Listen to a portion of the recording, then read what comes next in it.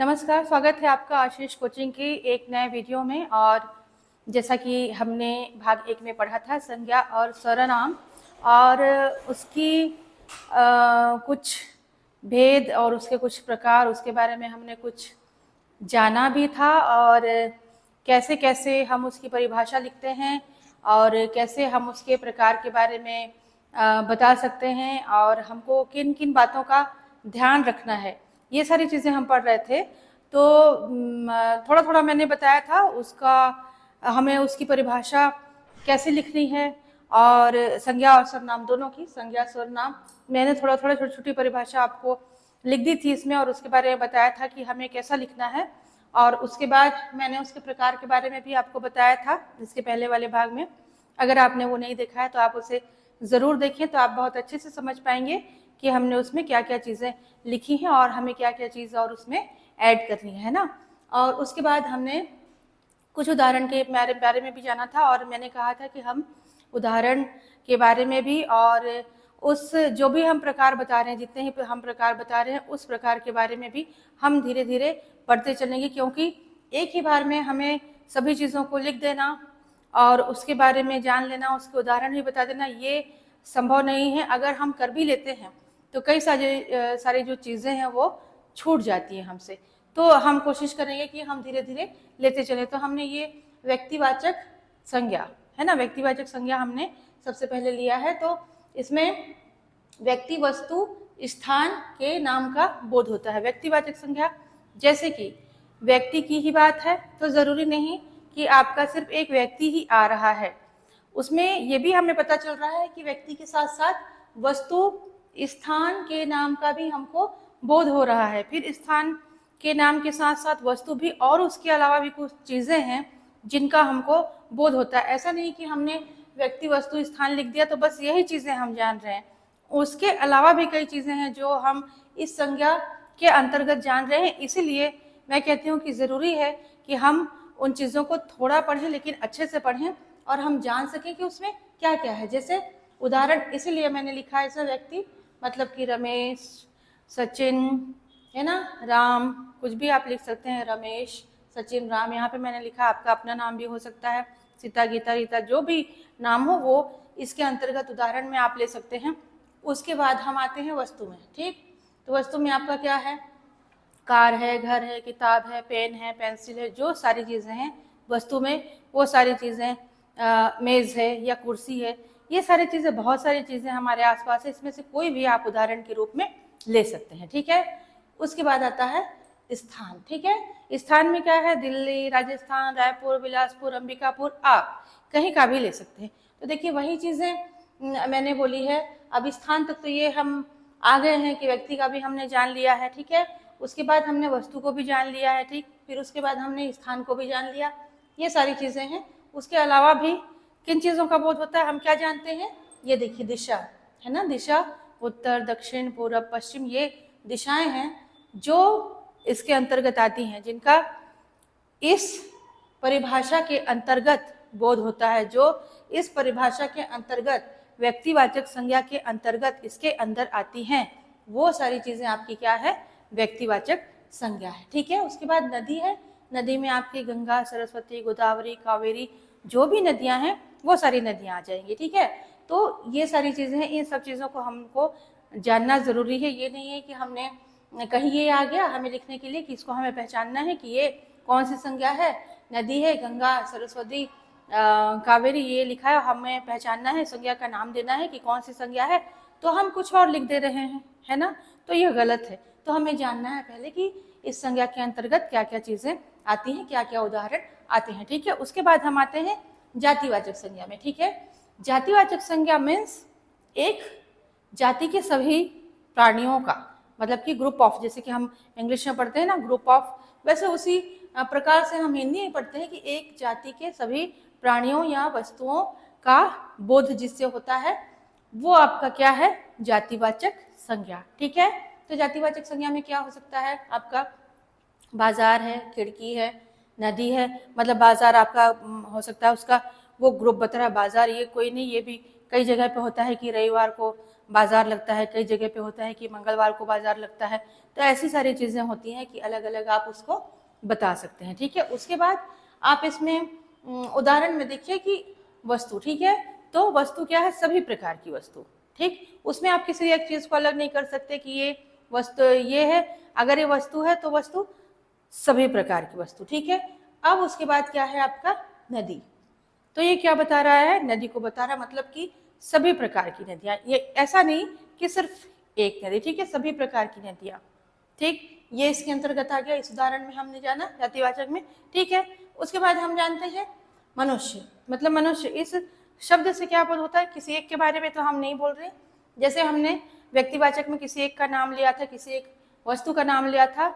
अगर हम यहाँ पे इसको कंपैरिजन करते हैं, हम इसके दोनों में हम डिफरेंस बताते हैं, तो फिर हमारा जो डिफरेंस होगा वो इस बेस पे भी होगा कि हमारा जो है ये मनुष्य है, मतलब कि मनुष्य जाति है ना। और आप व्यक्तिवाचक में क्या बता रहे हैं, आप किसी एक व्यक्ति के बारे में बता रहे। तो जब आप अंतर बताते हैं, अगर आपको कभी अंतर बताने के लिए भी आता है तो आपका सबसे पहले तो ये आता है, आप इसकी परिभाषा बता सकते हैं।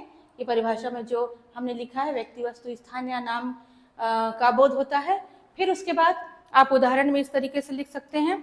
हमें कभी कभी ये चीज़ें आती हैं, पूछी जाती हैं हमसे कि अगर व्यक्तिवाचक और जातिवाचक में दोनों में क्या अंतर है, उनका अंतर आप समझाइए।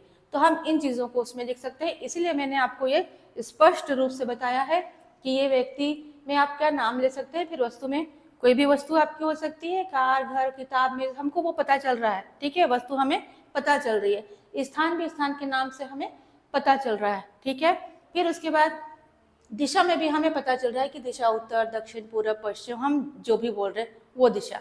ठीक, उसके बाद नदी में भी हमको गंगा, सरस्वती, कावेरी, जो भी हम नदी बोल रहे हैं वो हमें पता चल रहा है। ठीक है, उसके बाद जब हम जातिवाचक में आ जाते हैं तो इसमें एक ही जाति, ध्यान दीजिएगा कि एक ही जाति के सभी प्राणियों या वस्तुओं का बोध होता है। तो जब हम नदी कहते हैं मतलब कि सभी नदियाँ, वस्तु कहते हैं मतलब सभी प्रकार की वस्तु। उसमें आपके, अगर आप बर्तनों की बात करते हैं तो वो आ जाएंगे, आप किताबों की बात करते हैं तो वो आ जाएंगे, अगर आप पेन की बात करते हैं तो वो आ जाएंगे। ऐसा नहीं कि एक जो मैंने ये अलग अलग कंपनीज की, आजकल बच्चे अलग अलग प्रकार के पेन की बात करते हैं, तो वो पेन मतलब सारी प्रकार के पेन, कुछ भी उसमें आ गया। ठीक है, उसके बाद मनुष्य है तो मनुष्य जाति का बोध हो रहा है। ठीक है, तो ये आप इसमें अंतर ही बता सकते हैं। उसके बाद हम आते हैं भाववाचक में। ठीक है, भाववाचक मतलब कि किसी प्राणी पदार्थ के गुण, किसी भी प्राणी या पदार्थ के गुण या स्वभाव या उसकी अवस्था को जो बताता है वो आपका होता है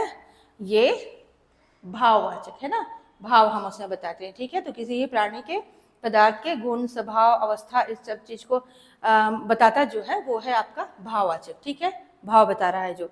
तो मैंने पहले भी आपको इसमें बताया था, इसमें आपको ये सारी चीजें, ये उदाहरण मैंने दिए थे, मिठास हो गया, बुढ़ापा हो गया, गरीबी हो गई, इसीलिए मैंने इसमें ये डाला है कि आप इन सब चीजों से समझ सके। ठीक है, तो खुशी, खुशी क्या है, मन का एक भाव है। ठीक है, खुशी मन का भाव है, ये भाव आ गया।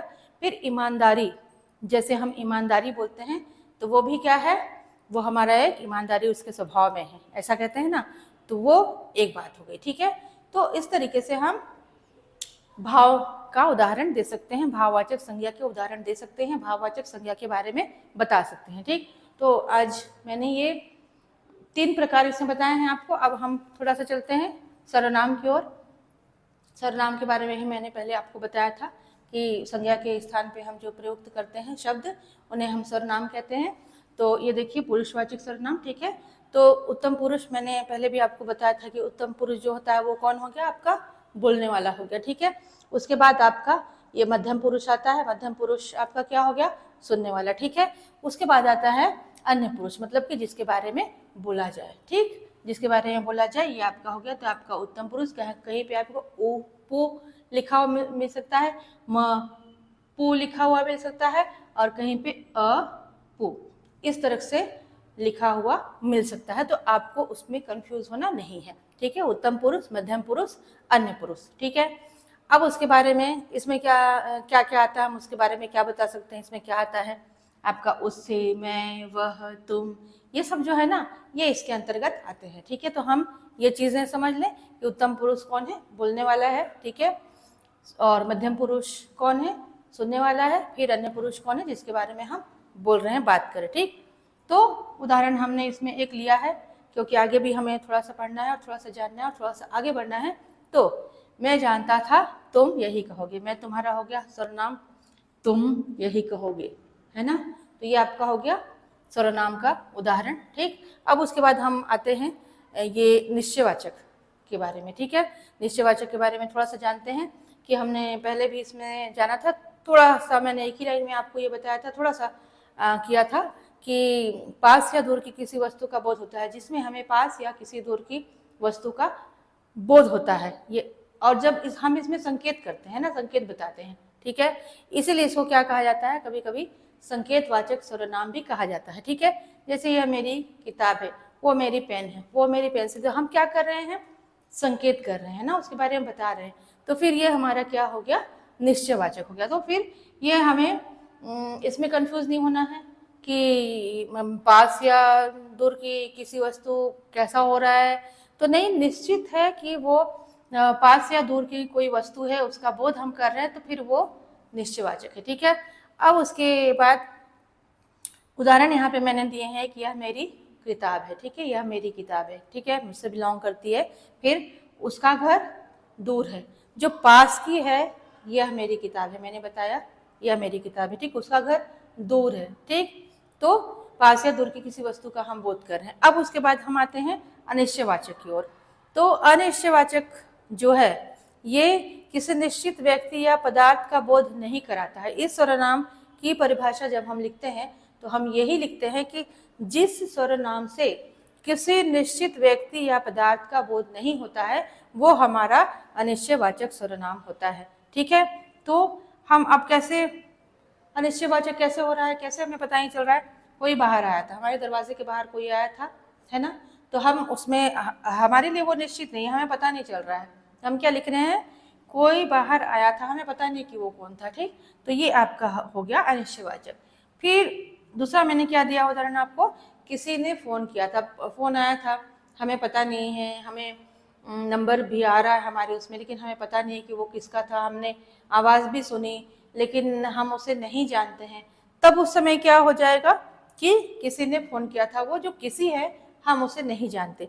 तो यही है हमारा अनिश्चयवाचक सर्वनाम। कई बार क्या होता है, जैसे मैंने इसमें आपको बताया था संज्ञा में कि दोनों में आपको आ सकता है कि अंतर बताइए, व्यक्तिवाचक जातिवाचक, आप इसमें अंतर बताइए, तो आप इसमें बिल्कुल भी डिस्ट्रैक्ट नहीं होंगे और जो आपकी परिभाषा हो उसी तरीके से आप इसको अंतर भी बताते चलेंगे। उसी प्रकार से कभी कभी पुरुषवाचक और निश्चयवाचक में भी हमें कभी कभी ऐसा लगता है कि कहीं एक से तो नहीं है, है ना, तो हमें जो इसकी परिभाषा हम दे रहे हैं एक वो तो हो गया, उसके बाद कभी कभी हमारे उदाहरण भी ऐसे मिल जाते हैं कि हमें लगता है कि ये सारी चीज़ें एक सी हैं, तो उस चीज़ में हमको भटकना नहीं है, क्योंकि जब हम अगर उसको सही तरीके से जानेंगे कि निश्चयवाचक में क्या है, पास या दूर की किसी वस्तु का बोध हो रहा है ना, तो और इस पुरुषवाचक सर्वनाम में क्या हो रहा है कि जिसके बारे में बोलने वाला और सुनने वाला या जिसके बारे में बोला जाए, ये सारी चीज़ें जब हम जानते हैं तब वो सर्वनाम हमारा पुरुषवाचक सर्वनाम हो जाता है और उसके उदाहरण जो होते हैं थोड़े से अलग होते हैं और निश्चयवाचक में थोड़े से अलग होते हैं। तो इन सब चीज़ों में हमको बिल्कुल भी परेशान नहीं होना है, भटकना नहीं है। तो आज थोड़ा सा रिवाइज करते हैं। आज हमने पढ़ा है संज्ञा में व्यक्तिवाचक संज्ञा, व्यक्ति वस्तु स्थान या नाम के बोध होता है, पूरे उदाहरण जाने हैं इसके बारे में, किसे किसे कैसे कैसे हम ले सकते हैं उदाहरण में, वस्तु स्थान दिशा नदी ये कैसे क्या क्या इसमें आएगा। उसके बाद हमने जाना है जातिवाचक को कि जिसमें एक ही जाति की सभी वस्तुओं का बोध होता है, प्राणियों का बोध होता है, कैसे बोध होता है वो भी हमने जाना है, वस्तु सभी प्रकार की वस्तु, नदी, मनुष्य, भाववाचक, है ना, किसी प्राणी पदार्थ के गुण स्वभाव अवस्था, इन सब चीज़ों का बोध हो रहा है। फिर उसके बाद हम आगे हैं सर्वनाम में, पुरुषवाचक सर्वनाम, उत्तम पुरुष, मध्यम पुरुष, अन्य पुरुष, फिर आगे है निश्चयवाचक सर्वनाम, फिर उसके बाद आगे है अनिश्चयवाचक सर्वनाम। तो इसके बाद भी हम आगे और पढ़ेंगे और थोड़ा सा इसके अंतर को जानेंगे, ज़्यादा इसमें कुछ मैंने बहुत अच्छे से बता दिया है और अब ज़्यादा प्रकार इसके बचे नहीं हैं, तो अगले अंक में हम इसके प्रकार को थोड़ा सा और जानेंगे और तब तक के लिए आप ये बताइएगा कि आपको ये दोनों भाग अभी जो बने हैं ये कैसे लगे हैं, और आप क्या क्या जानना चाहते हैं। अगर आप व्याकरण में कुछ और भी पढ़ना चाहते हैं तो वो भी हमें ज़रूर बताइएगा, और आपके कहे अनुसार भी हम आगे बताने की कोशिश करेंगे। आप लाइक करिए हमारे वीडियोस को और सब्सक्राइब भी कीजिए हमारे चैनल को, और पसंद करते रहिए, कमेंट्स करते रहिए, और हमें आगे बढ़ने का इसी तरीके से मौका देते रहिए। तो आशा करती हूँ कि आज का वीडियो आपको पसंद आया होगा। बहुत बहुत धन्यवाद। नमस्कार।